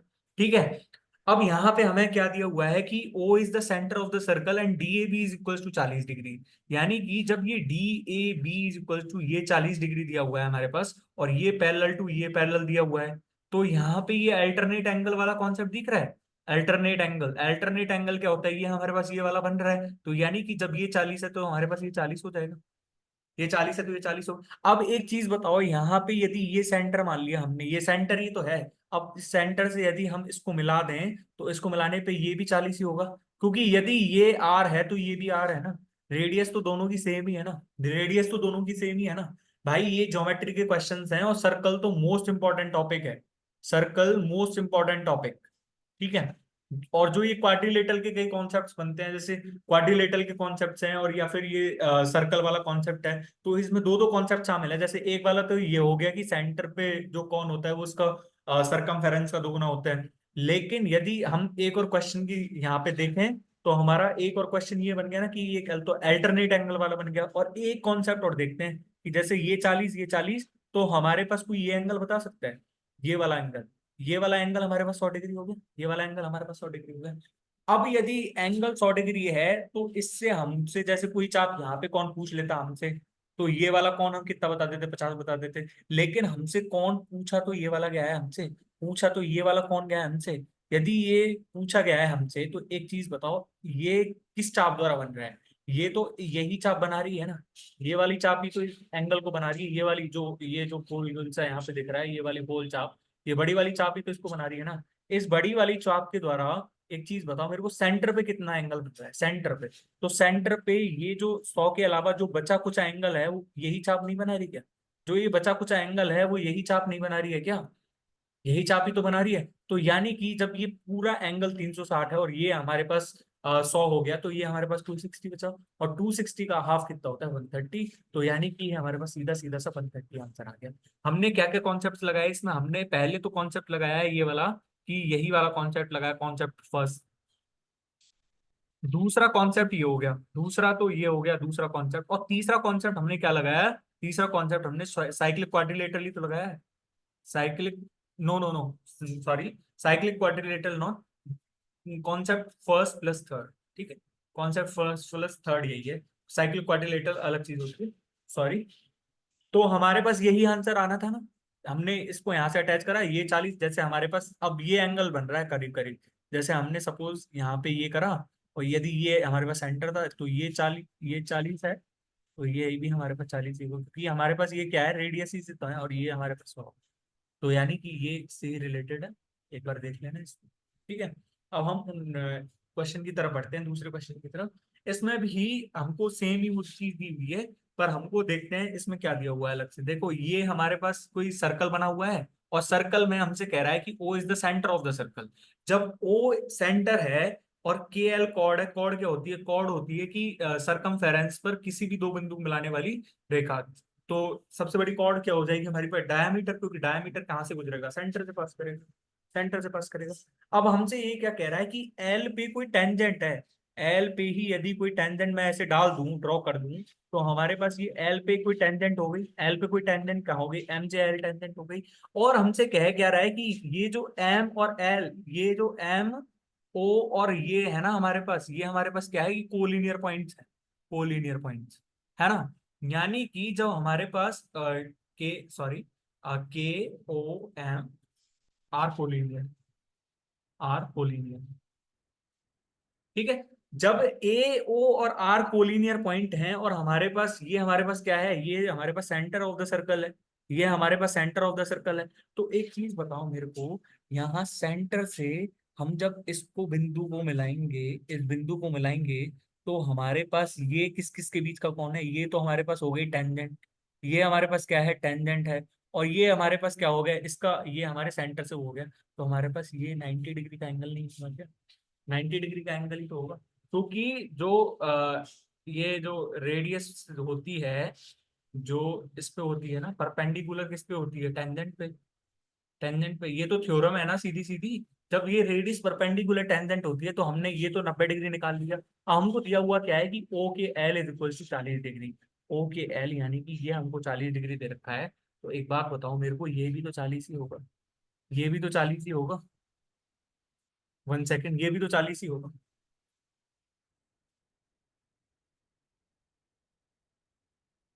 1 सेकेंड।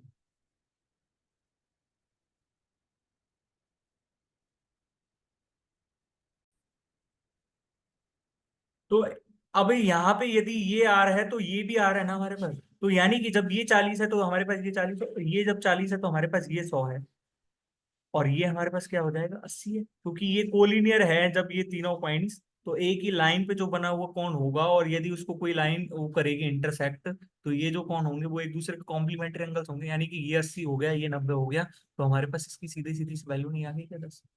यानी कि हमने क्या देखा कि यहाँ पे पहले तो हमने ये वाला कॉन्सेप्ट लगाया, कॉन्सेप्ट फर्स्ट, कॉन्सेप्ट फर्स्ट, और फिर हमने ये वाला कॉन्सेप्ट लगाया, ये कॉम्प्लीमेंट्री एंगल्स वाला, कॉम्प्लीमेंट्री एंगल्स, ठीक है। तो यानी कि हमने यहाँ से सीधा सीधा कॉन्सेप्ट देख लिया, तो हमारे पास सीधी सीधी वैल्यू कितनी आ गई, 10 आ गई।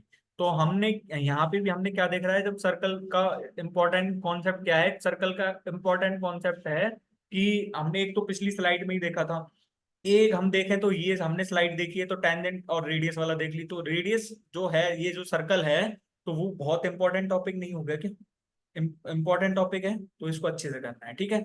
Arun goes 6 kilometre against the current of stream in 1 hour, यानी कि उसकी जो डाउन स्ट्रीम, डाउन स्ट्रीम नहीं, सॉरी, अपस्ट्रीम, जो उसकी अपस्ट्रीम स्पीड, मैंने पिछली क्लासेस में समझाया हुआ है तुमको, अपस्ट्रीम स्पीड कितनी हो जाएगी उसकी, 6 किलोमीटर पर आवर।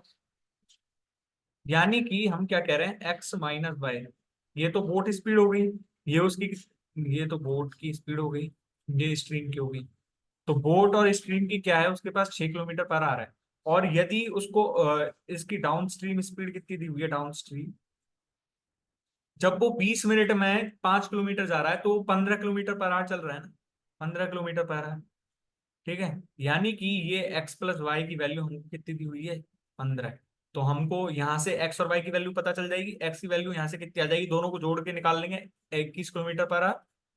और बाई की वैल्यू हमारे पास कितनी आ जाएगी, बाई की वैल्यू आ जाएगी हमारे पास 9/2 किलोमीटर पर आवर, ठीक है। तो यानी कि हमसे क्या पूछ रहा है कि 21 किलोमीटर इन स्टेशनरी वाटर, तो यानी कि स्टेशनरी वाटर में कितनी आ जाएगी, स्टेशनरी वाटर, यानी कि हमको स्टिल वाटर में उसकी चाल निकालनी, स्टिल वाटर में वो कितनी दूरी तक, कितने समय में दूरी तय करेगी, 21/21, यानी कि 2 किलोमीटर, दो,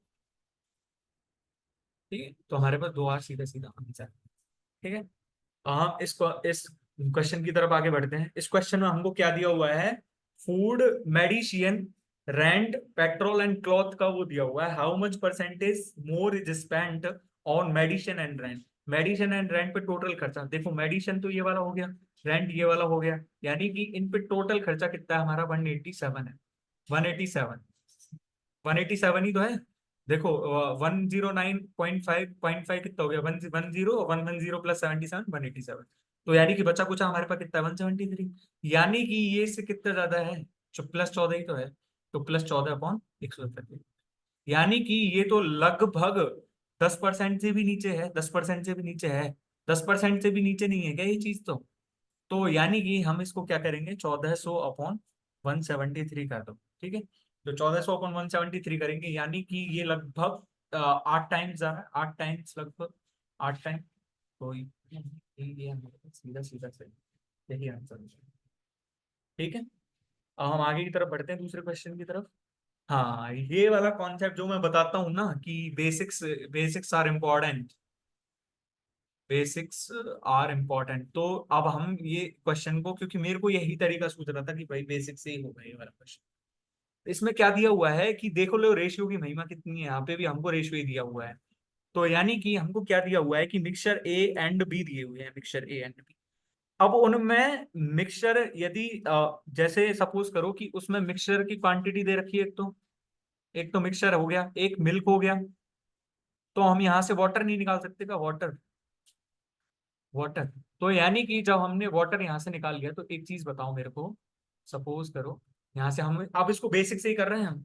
जैसे उसमें मिक्सचर कितना है, ए है, उसमें 5 मिल्क है, तो उसके पास वाटर कितना हो जाएगा, A-5। उसके पास बी मिक्सचर है, बी में से 7 मिल्क है, तो इसके पास कितना हो जाएगा, बी में। लेकिन एक चीज बताओ, जब हम किन्हीं दो रेशियो को कंबाइन करते हैं, जैसे सपोज करो कि इनको ये ए एंड बी में जो ये है कितना, कैसे milk and water, milk and water का रेशियो कितना कितना है, मिल्क का रेशियो कितना है, 5:7, एंड वाटर का रेशियो A-5 और B-7। तो यानी कि जब हम इनको 2:3 में लेंगे, when we take when we take 2:3, firstly, firstly equal the ratio, equal the ratio. अब रेशियो को इक्वल बनाने के लिए हमको क्या करना है कि जैसे A-5 + 5 कितना हो गया, ए है यहाँ पे, तो यहाँ पे 7 इंटू B-7 है, तो यानी कि इस रेशियो को तो हमें किससे मल्टीप्लाई कर देना है, बी से, और इस रेशियो को हमें किससे मल्टीप्लाई कर देना है, ए से। यानी कि जब हम देखेंगे तो हमारे पास ए और बी में अब मिल्क और वाटर क्या हो जाएगा, मिल्क एंड वाटर। अब मिल्क एंड वाटर क्या क्या हो जाएगा हमारे पास, 5B 7A, यहाँ पे क्या हो जाएगा, AB-5B और AB-7A। ठीक है, हो गया। अब हमसे दिया हुआ क्या है, हमको तो ये मिल्क दे दिया, ये वाटर रेशियो दे दिया हमको। लेकिन यदि हमको ये पूछ ले कि फाइनल मिक्सचर में यदि हमको 3 रेशियो दिया हुआ है, फाइनल यदि हम देखें तो फाइनल में हमको 3 और 2 दिया हुआ है। फाइनल में यदि 2, 3 और 2 दिया हुआ है, तो एक चीज बताओ, मैं यहाँ पे जैसे न्यू स्लाइड ऐड करके, और मैं तुमको ए और बी में हमको क्या क्या दिया हुआ है, मिल्क दिया हुआ है और वाटर दिया हुआ है। तो मिल्क और वाटर कितना कितना था उसमें, हमने देखा था पिछली स्लाइड में, तो यहाँ पे शायद 5 भी था, यहाँ पे था, 1 सेकेंड में एक बार चेक कर लेता हूँ। हाँ, AB-5B और यहां से यदि मैं चेक करूं तो 7A और AB-7B। यानी कि यदि टोटल मिक्सचर हम देखें, टोटल मिक्सचर, तो टोटल मिक्सचर की क्वांटिटी कितनी है अब हमारे पास, टोटल मिक्सचर की क्वांटिटी तो सबका योग ही तो होगा। यानी कि total water plus total milk. ठीक है, तो यानी कि total water plus total milk कितना हो जाएगा, टोटल वाटर प्लस मिल्क से निकाल लो, तो यानी कि हमारे पास वैल्यू कितनी आ जाएगी इसकी, AB-5B plus AB-7B +5B +7A। यानी कि ये ही हमारे पास 2AB आ गया, total, total mixture, total mixture, total mixture. यानी कि यदि हम देखें तो हम ये भी तो कह सकते हैं कि यदि फाइनल में यदि मिल्क और वाटर यदि 3 और 2 के रेशियो में है, तो एक चीज बताओ यहां से यदि हम एक यदि मिल्क और मिक्सचर का लें, मिल्क और मिक्सचर इज इक्वल्स टू 3:5 नहीं होगा क्या, 3:5। और जब 3:5 हो गया, तो एक चीज बताओ मिल्क कितना है, टोटल मिल्क तो 5B+7 है। मिल्क तो टोटल तो 5B+7 है, और 5B+7 को हमको किससे डिवाइड कर देना है, 2AB से, 2AB से ही तो होगा। 1 second, 1 second, what is the mistake? हाँ, सॉरी सॉरी सॉरी, हमें पहले इनको इक्वल बनाना है ना, हमें पहले इनको इक्वल भी तो बनाना है। तो जब हमें हमको 2:3 के रेशियो में जब हम इनको मिक्सचर को मिलाएंगे, तो एक चीज बताओ, 2:3 के रूप में जब हम इनको मिलाएंगे तो फाइनल में कितना होगा अपने पास? फाइनल तो हमारे पास इतना ही होगा ना, 10b, 2ab माइनस 10b। और यहां से कितना हो जाएगा हमारे पास? ये हमारे पास यहां से कितना हो जाएगा? 14a। 1 सेकेंड, 2:3 में मिलाना है ना, 2:3 में मिलाना है। 1 सेकेंड, हाँ 2:3 में मिला रहे हैं, ठीक है। तो 3ab माइनस 21b। तो यानी कि अब यहां से हम देखें तो हमारे पास मिक्सचर जो मिल्क है, मिल्क कितना आएगा इसमें? मिल्क कितना आ जाएगा हमारे पास? मिल्क आ जाएगा हमारे पास 10b plus 21a। 10b plus 21a। 1 second, यहाँ पे हमको 2 लेना था ना, तो 2ab माइनस 10b, ठीक है। और यहाँ पे 21, 21 है, सॉरी 21 है। और यहाँ पे ये हमारे पास कितना आ जाएगा? 5ab। तो यानी कि हमारे पास कितना बन गया, यही हमारे पास वैल्यू है कितनी, 3/5। तो यहाँ से हम देखें तो 5 से 5 कट गया, यानी कि हमारे पास आ रहा है कितना? 10/A प्लस में 21/B इज इक्वल्स टू 3। देखो मैं दोबारा एक्सप्लेन करता हूँ इस क्वेश्चन को। पहले हमारे पास मिक्सचर दिया हुआ था, मिक्सचर मिल्क, मिक्सचर में क्या था? मिल्क एंड वाटर था। यदि मिक्सचर ए है तो मिल्क बी है, तो वाटर का रेशियो कितना हो जाएगा? A-5। मिक्सचर बी है, यदि मिल्क 7 हो जाएगा तो उसमें B-7। लेकिन यदि हमारे को दोनों मिक्सचर्स को मिलाना है तो पहले इनकी क्वांटिटी को तो सेम करो, पहले इनका रेशियो तो इक्वल करो। रेशियो इक्वल करने के लिए हमको इसने इसको तो बी से मल्टीप्लाई कर दिया और इसको हमने ए से मल्टीप्लाई कर दिया, ठीक है। अब हमने जब इसको बी और ए से मल्टीप्लाई करा, तो फिर हमको उसके बाद उसको 2:3 में मिलाना भी तो था। जब 2:3 में मिलाएंगे तो इस रेशियो को हमें 2 से मल्टीप्लाई करना था और इस रेशियो को हमें 3 से मल्टीप्लाई करना था। यानी कि हम जब देखें तो हमारे पास क्या बन गया? 10a। और यहाँ पे ये क्या बन गया हमारे पास? 2ab minus 10b। और यदि यहाँ पे यदि हम देखें तो हमारे पास 3 से मल्टीप्लाई हो गई, ये क्या आ जाएगा? 21a। और ये आ जाएगा हमारे पास 3ab माइनस 21a, ठीक है। तो यानी कि अब जब यहाँ पे हम देखेंगे तो हमारे पास टोटल ये है हमारे पास मिल्क, तो टोटल मिल्क तो ये हो जाएगा हमारे पास 10b प्लस 21 है। और टोटल वाटर कितना हो जाएगा हमारे पास?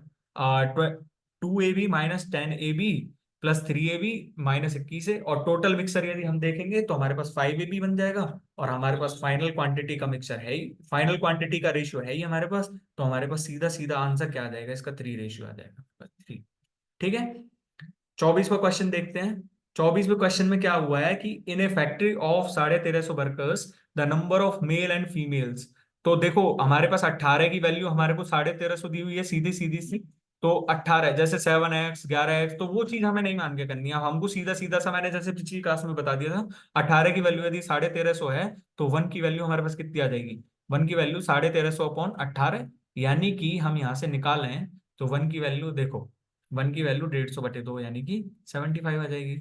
और 75 जब आ जाएगी तो एक चीज बताओ, ratio of male and female, यानी कि मेल कितने हो जाएंगे उसमें? मेल कितने हो जाएंगे? 75x7। 75x7 कितना हो जाएगा अपने पास? 75x7 कितना हो जाएगा बताओ? 75x7 हो जाएगा 525। फीमेल, फीमेल कितने हो जाएंगे? 11x75 यानी कि 825। तो यानी कि अब हमको 525 का कितना लेना है? 525 का 2/3 प्लस 825 का 3/5। यानी कि हम करके देखेंगे इस चीज को। तो बताओ क्या आने वाला है हमारे पास? 845 आ जाएगा, करके देख लो चाहे। 1050/3 प्लस ये 825/3 करेंगे तो बताओ ये हमारे पास कितना हो जाएगा? 165, 165 × 3 कितना हो जाएगा? 165 × 3 यानी कि 495। तो यानी कि 495 प्लस 3, 1 सेकेंड, 357, यानी कि 495 प्लस 350 यानी कि 845, ठीक है। Next question. नेक्स्ट क्वेश्चन क्या है? If the total number of students 1400 है, out of which 35% students are girls, यानी कि गर्ल्स एंड बॉयज। तो यानी कि 35% यानी कि 7 गर्ल्स हैं 7 गर्ल्स हैं, 20 में 20 यदि टोटल है ना, 20 यदि टोटल है, तो एक चीज बताओ, उसमें से 7 गर्ल्स हैं और बॉयज कितने हैं, बॉयज 13 हैं, बॉयज 13 हैं। ठीक है। अब 13 और 7 की वैल्यू 20 है, तो हमारे पास गर्ल्स का वो आ जाएगा, तो हमारे पास गर्ल्स की कितनी आ जाएंगी, 490, और बची कुछ ही 910 हमारे पास क्या आ जाएगा, बॉयज आ जाएगा। अब हमें क्या करना है कि if the 80% of boys and 90% of girls are pass, तो हमें फेल स्टूडेंट का परसेंटेज निकालना है। फेल कितना है, फेल तो -10% है, तो यानी कि 49 है, और इसमें से कितना है हमारे पास, -20%, तो यानी कि 182। तो हमारे पास यदि फेल्ड स्टूडेंट का हम निकालें तो 231 अपॉन कितना होगा बताओ, 231 अपॉन 1400, यानी कि इंटू 100 करेंगे हम, तो यानी कि 2 से 2 जीरो कट गया, यानी कि हमारा आ गया 231 अपॉन 14। इसको डिवाइड करेंगे तो हमारे पास 16.5 आ गया। ठीक है। नेक्स्ट क्वेश्चन की तरफ बढ़ते हैं। नेक्स्ट क्वेश्चन में सीधा सीधा सा आंसर है, देखो, ये 1/tan theta minus sec theta होता है। तो एक चीज बताओ, एक आइडेंटिटी तुमने सबने पढ़ी होगी, sec square theta minus tan square theta is equal to 1। ठीक है। तो जब यहां से sec sec square theta minus tan square theta is equal to 1 है, तो sec theta plus tan theta is equals to 1/सेक थीटा माइनस टेन थीटा। ठीक है। तो अब यहां पे तो माइनस है, तो यानी कि ये -sec theta minus tan theta है, और प्लस सेक थीटा यहां से है ही प्लस सेक थीटा, तो यहां से ये सेक थीटा कटे, यानी -10 आंसर आ जाएगा। वैल्यू वैल्यू पुट मत करना, वैल्यू पुट करोगे तो थोड़ा कॉम्प्लिकेटेड आंसर बन सकते हैं, तुमसे नहीं होगा सर। ठीक है। मतलब वैल्यू पुट करके भी हो जाएगा, पर क्यों ही वैल्यू पुट करनी है यदि हम सीधा सीधा कर पा रहे हैं तो क्वेश्चन को। √2x + 5a into √x is equals to 9a, √2x + 5a √2x। अब एक चीज बताओ मेरे को, यहाँ से कोई सॉल्यूशन करने का कोई सही तरीका दिख रहा है क्या तुमको, कोई तरीका नहीं दिख रहा। पहले इनका स्क्वायर करेंगे, स्क्वायर भी यदि हम करते हैं दोनों तरफ, तो स्क्वायर में तो रूट में भी चीज आएंगी। पर हम एक चीज कर सकते हैं, यहाँ पे प्लस वाली चीज है, यहाँ पे ये माइनस है। तो सपोज करो कि लेट सपोज इसको हमने एक्स मान लिया, एक्स सपोज। ठीक है। और दोनों का मल्टीप्लाई कर दिया, दोनों का मल्टीप्लाई कर दिया, तो यानी कि जब दोनों का मल्टीप्लाई करेंगे, तो हमारे पास 2x + 5a का रूट का होल स्क्वायर माइनस √2x का होल स्क्वायर, क्योंकि a² - b² बन जाएगा ना, a² - b²। तो यहां से हमारे पास कितना आ जाएगा वो 9ax, यानी कि हमारे पास 5a बन जाएगा यहाँ, तो 5a is equals to 9ax, यानी कि x की वैल्यू हमारे पास 5 है, 5/9। और 28वें क्वेश्चन की तरफ बढ़ते हैं, मतलब नेक्स्ट क्वेश्चन की तरफ। Pipe A can fill a tank in 18 hours. अब ए 18 आवर्स में कर रहा है, ठीक है, 18 आवर्स, और बी जो है उसको खाली कर रहा है, बी उसको खाली कर रहा है, यानी कि कोई लीक पॉइंट है, यानी कि बी उसको 54 आवर्स में कर रहा है ना, लेकिन वो 54 आवर्स में खाली कर रहा है, तो इनकी जैसे एफिशिएंसी होगी, तो ये तो 54 है एफिशिएंसी, इसका एलसीएम हमने 54 मान लिया, इनकी एफिशिएंसी होंगी जो इसके व्युत्क्रम कम रेशियो होगी, ये 1 ये 3 है, तो ये होगी 1, लेकिन माइनस का 1, क्योंकि ये टैंक को लीक कर रहा है, ये टैंक को लीक कर रहा है। तो जब ये टैंक को लीक कर रहा है, तो इसकी एफिशिएंसी हमेशा माइनस में होगी, माइनस में होगी। Find the time taken to fill the tank if both pipes are opened alternatively for 1 hour starting with a। यानी कि ये कह रहा है first hour A will work, है ना, और second hour B will work, second hour B will work. अब एक चीज बताओ, in 2 hour 2 unit tank filled, 2 unit tank filled. जैसे सपोज करो कि पहले फर्स्ट आवर में जब हमने ए को चलाया, तो उसने 3 यूनिट भर दिया ना, 3 यूनिट भर दिया, क्योंकि 3 एफिशिएंसी उसकी। लेकिन जब हमने दूसरे आवर बी को चलाया ना, तो उसमें से एक निकल गया, तो उसमें से एक निकल गया, तो हमारे पास 2 यूनिट हो गया। अब ये फर्स्ट फर्स्ट 2 आवर्स में ये 2 यूनिट भर रहा है, नेक्स्ट 2 आवर्स में कितने भरेगा, टू आवर्स नेक्स्ट 2 आवर्स में ये कितना भर जाएगा, 4 यूनिट। देखो, 2 है, 2 + 3 - 1, यानी कि नेक्स्ट 2 आवर्स में यदि हम देखेंगे तो हमारे पास ये सिचुएशन होगी, ये सिचुएशन होगी। तो हम क्या कह सकते हैं कि हमारे पास ये नेक्स्ट 2 आवर्स में हमारे पास ये कितना भर रहा है, 4 यूनिट, यानी कि 4 hours is equals to 4 unit. तो हम क्या कह सकते हैं, हम यहाँ से एक चीज कहेंगे कि 54 आवर्स इज इक्वल टू 54, यानी कि 54 आवर में बढ़ जाएगा, 54 आवर में बढ़ जाएगा। लेकिन तुम्हें क्या कह रहा है कि भाई ये तो पाइप ए और बी को अल्टरनेटिवली भरना है।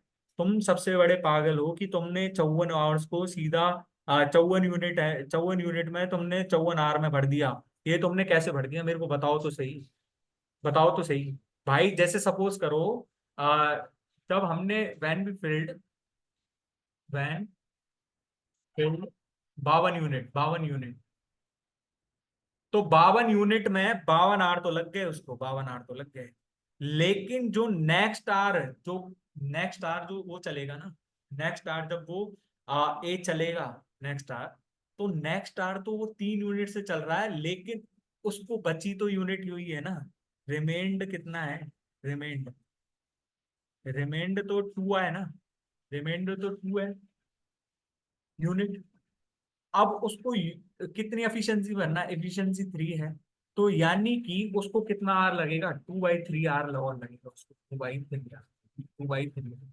यानी कि इसका ऑप्शन यदि हम बनाएं तो यहाँ पे ई ऑप्शन लिखेंगे, और ई ऑप्शन में हमारे पास आंसर क्या आ जाएगा, 52/3 आंसर, 52/3 आंसर। जब ये टैंक यहीं भर गया, तो हम क्यों खोलेंगे भाई पाइप बी को, हम पाइप बी को क्यों खोलेंगे, एक बात बताओ मेरे को। जब टैंक यहीं पे भर गया, टैंक तो यहीं पे भर गया ना, तो हम इसको खोलना ही क्यों है, जब बी को दोबारा से बी को वर्क ही क्यों करवाना है।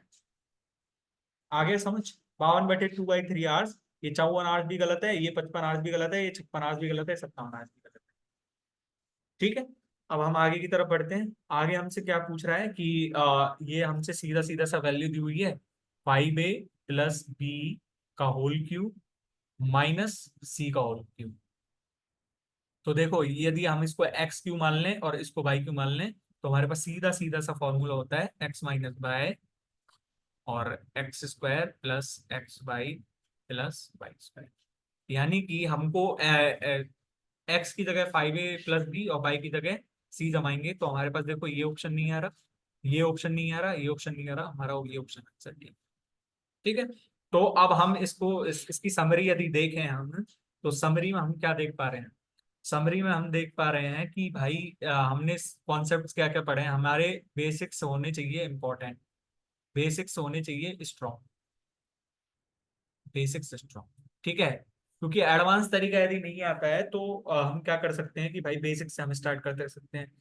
Most probably in mixture mixture allegation concept में तुम्हारे यदि बेसिक्स स्ट्रॉन्ग हैं, तो तुम्हें इस सॉल्यूशन की ही इस जो स्टैंडर्ड उसकी जरूरत ही नहीं पड़ेगी, तुमको एलिगेशन लगाने की ही जरूरत नहीं पड़ेगी। यदि तुम्हारा बेसिक स्ट्रॉन्ग है तो तुम बेसिक से ही क्वेश्चन कर पाओगे इसको।